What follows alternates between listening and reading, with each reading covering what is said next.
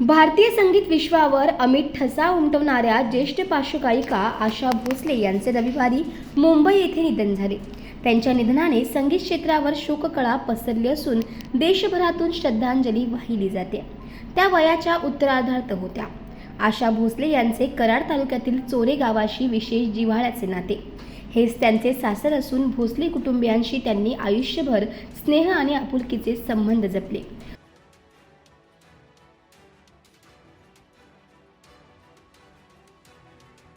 आपल्या व्यस्त कारकिर्दीतही त्यांनी चोरे गावाशी असलेले नाते कधीही विसरले नाही. 2 वर्षांपूर्वी त्या पाटण तालुक्यात देवदर्शनासाठी आल्या असता त्यांनी चोरे येथे थांबून भोसले कुटुंबियांची भेट घेतली. त्या भेटीच्या आठवणी आजही कुटुंबियांनी भावुक होत सांगितल्या.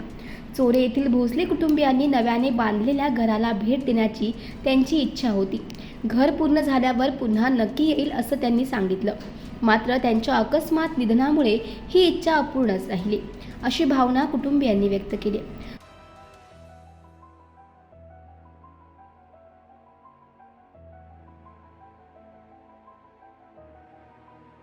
भोसले कुटुंबातील सदस्य चंद्रकांत बाबूराव भोसले यांनी सांगितलं की आशाताईंसोबत आमचे अत्यंत जिव्हाळ्याचे संबंध. त्यांच्याकडे आमचे सतत येणे जाणे होते. त्यांच्या जाण्याने आमच्या कुटुंबावर मोठा आघात झालाय. आशा भोसले या लता मंगेशकर यांच्या भगिनी होत्या. तसेच उषा मंगेशकर आणि हृदयनाथ मंगेशकर यांच्या त्या मंगेशकर घराण्यातील प्रमुख व्यक्तिमत्व होत्या. त्यांच्या सुरांनी हिंदी, मराठीसह विविध भाषांतील हजारो गीते अमर केली. चोरे गावातील गणपतराव भोसले हे मुंबई येथे शासकीय सेवेत कार्यरत होते. ते आशा मंगेशकर यांच्या शेजारीच राहत होते. तबला वादनाच्या छंदातून ओळख वाढत गेली आणि पुढे त्या नात्याचे रूपांतर विवाहात झाले. विवाहानंतर आशा मंगेशकर या आशा भोसले बनून चोरे गावच्या सुनबाई झाल्या. आज त्या आपल्या नसल्या तरी त्यांचा मधुर आवाज आणि चोरे गावाशी असलेला जिव्हाळ्याचं नातं कायम स्मरणात राहील. त्यांच्या आठवणींनी भोसले कुटुंबीय आणि गावकरी भावुक झाले आहेत. त्यांच्या संदर्भात बऱ्याच आठवणी आहेत. त्या 4-5 वेळा तर इथं येऊन गेल्या, भेटून गेल्या. आल्या तरी त्या आम्ही लोक सामान्य आहे तसंच आमच्या सोबत राहायच्या. सेलिब्रिटी म्हणून त्या कधीच राहिल्या नाही. चुलीवरचं केलेलं जेवण खाल्लंय त्यांनी, आमच्या हातचं छान म्हणायच्या.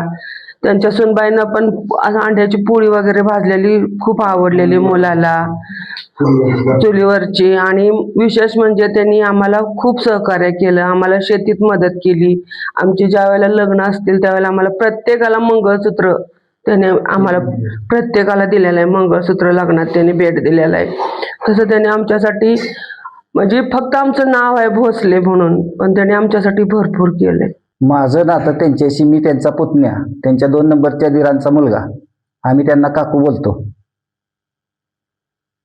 आता सध्या त्यांची या ठिकाणी शेती आहे ती कोण करतं आणि त्यासाठी त्यांनी तुम्हाला काय काय मदत केली याविषयीची आठवण?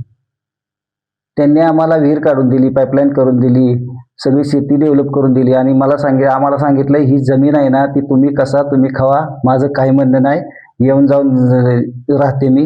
आणि येत होत्या, त्यांच्या म्हणण्याप्रमाणे येत होत्या. शेवट त्या कधी आल्या होत्या या गावाकडे, तुमच्या घराकडे? 2 वर्षापूर्वी आल्या होत्या. कशासाठी? ते त्यांच्या नातीचा नवस फेरायसाठी आलेल्या. जानाई देवी निवकाने इथे आहे, पाटण तालुक्यात, तिथे आलेल्या.